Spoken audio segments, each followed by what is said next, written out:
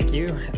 It's actually quite fitting that I'm going next, because when we were talking about federal projects and funding related to blockchain research, this is actually how I got my start in blockchain development.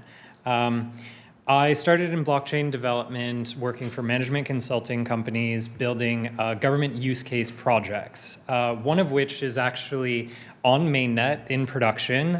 It was actually going to present here today, but their approval process takes a little bit longer than the requirements of coming here and standing. So while I'm not talking about the government blockchain use case that I had previously worked on, that has since shipped to production, I'm talking about Ava Labs, our mission statement, digitizing the world's assets, and importantly, kind of our vision and why we're building what we're building. My name is Lucian Stroie. I'm a software engineer. Official title is Web3 Solutions Architect. But I prefer basically just to say that I take advanced high-level technology and I get businesses to actually use it in production in the real world. And I take great pride in actually pushing real-world production applications almost every day. So at Ava Labs, I first have to start, why blockchain? First of all, it's a very cool technology, right? And I talk about it way too much. I think there are too many people who don't understand how the technology works, who like to talk about it because of its potential. But at a high level, what blockchain has achieved is really cool. It's the fastest way to get a large number of computers to agree on anything securely. And that has extreme value.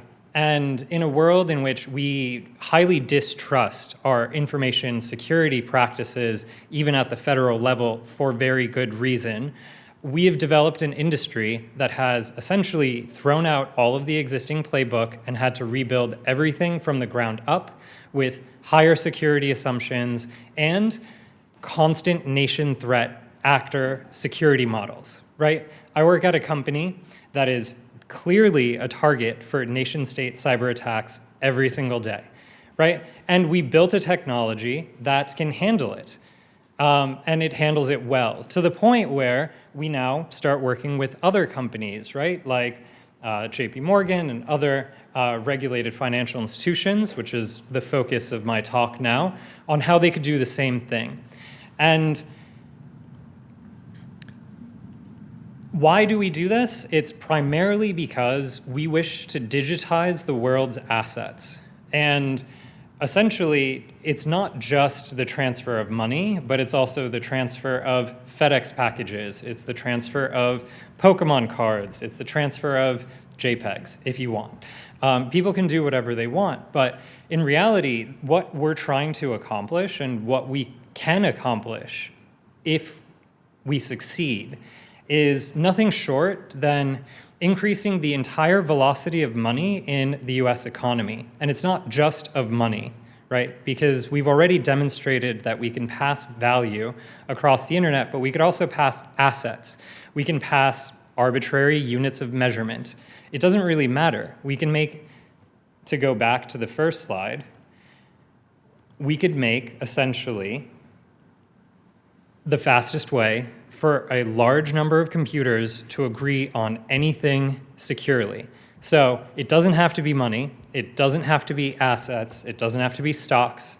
However, to demonstrate the real world potential, I think that there's nothing more important to demonstrate than purely speeding up the velocity of money.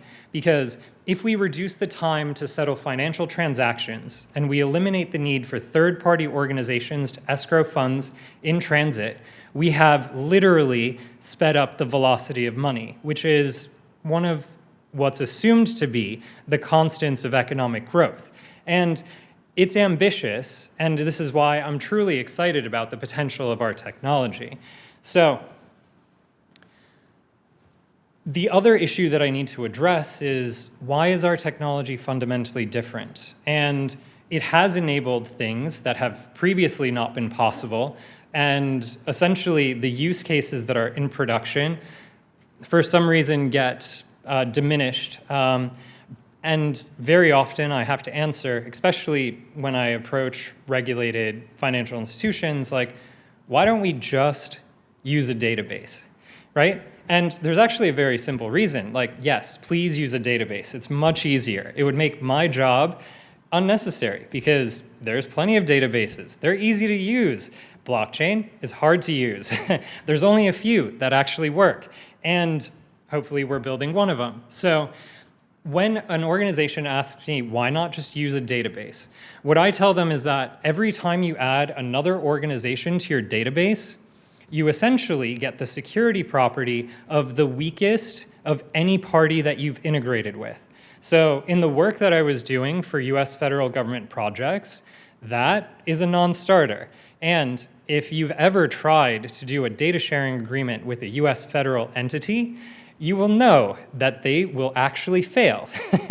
And this is actually a recurring occurrence. Two institutions that have completely aligned visions, right? And they literally cannot pass information between each other because they can't figure out the information security requirements. So this is actually incredibly common. Now imagine you go into competitive industries and then you try to integrate their data and have them securely share information. It's actually a non-starter. So what you end up needing is to build off of a completely new technology that's viewed as neutral ground, where you can essentially have the transfer of secure value upon these networks. And the beauty of blockchains, and especially public blockchains, because the next question is like, does it have to be a public blockchain? Can it be a private permissioned one? Like, those work sometimes. And the answer is yes, we can build private permissioned blockchains. We have been, but those use cases haven't gotten to the level of success of public blockchains for one simple reason. When you add an organization to a blockchain, you are essentially hardening the entire system. It's a property that I would call anti-fragility.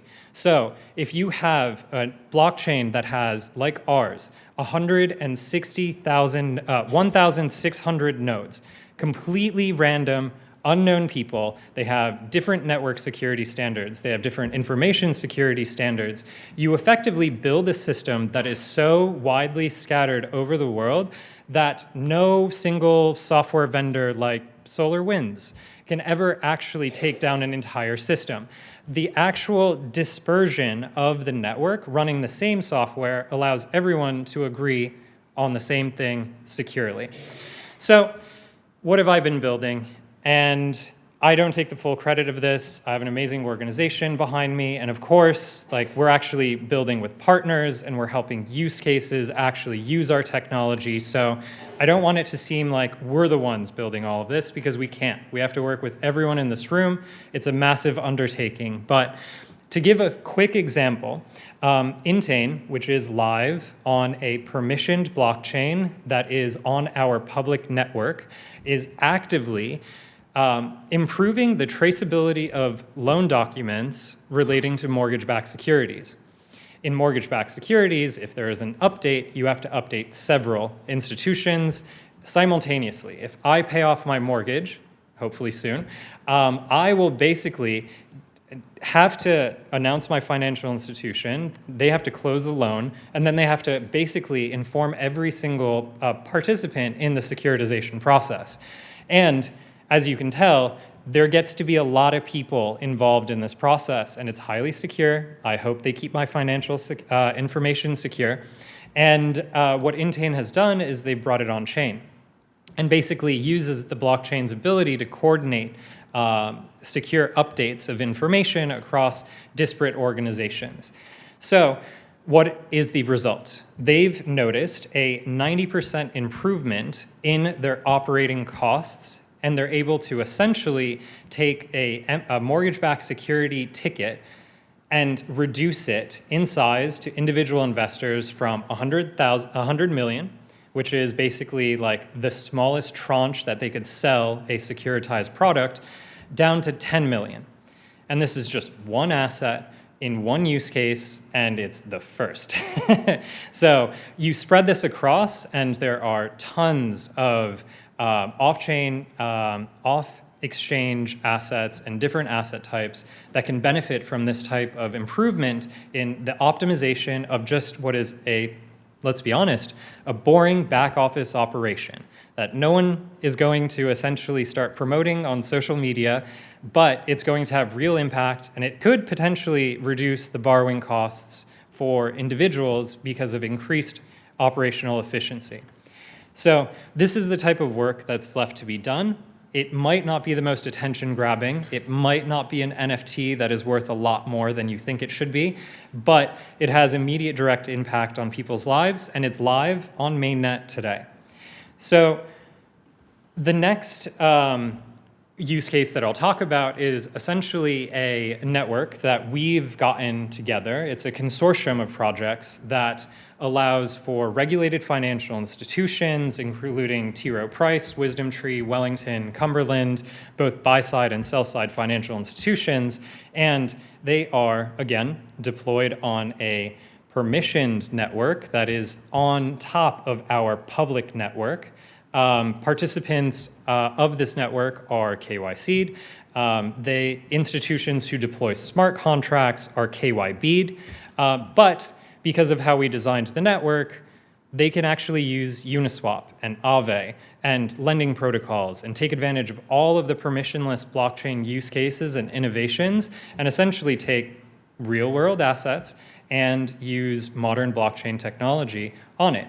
And it's one of these things in which it's kind of in limbo because it's on testnet, and there definitely needs to be some clarity coming from certain institutions for this to ever be pushed into a more public forum with real assets. But I think the use case and the establishment of a precedent is what's important here, right? Like, these institutions want to do it. We have the ability to show them how to do it. And it's essentially just us trying to say, hey, look at this.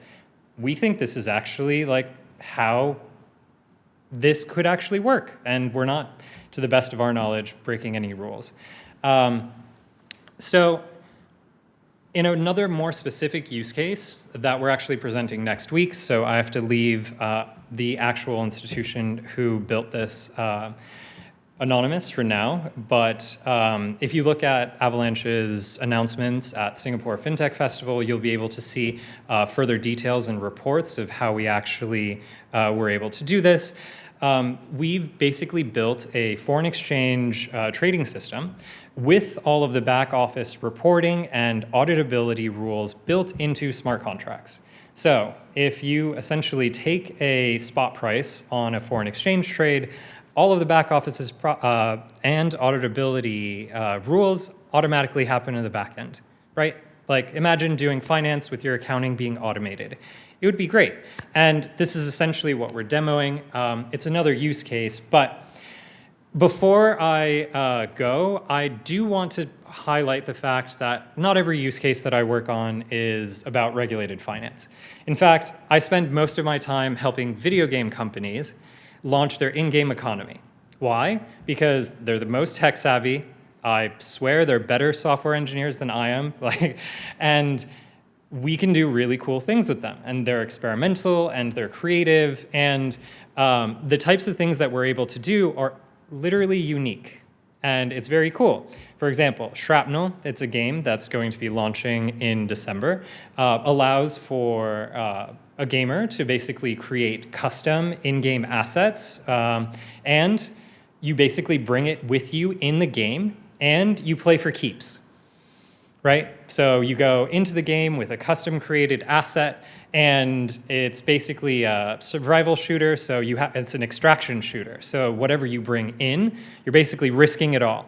And you have the ability to basically extract with a streamer's gamer tag because you actually saw him and you got the jump on him in a game. And the ability to do like fun, kind of innovative things with this technology is equally as important as regulated financial FX trading. It's just as important because it's a technology. The important thing is not the technology, it is what it is used for. when it comes to regulating how it's used. We have regulation for financial products, and it should be applied whether it's tokenized or not tokenized. This isn't necessarily something that's controversial, but the same thing should be applied for video game assets. If there's a video game asset and they happen to use blockchain technology in order to power that video game asset, then it should be regulated like it's a video game asset. Great, thank you.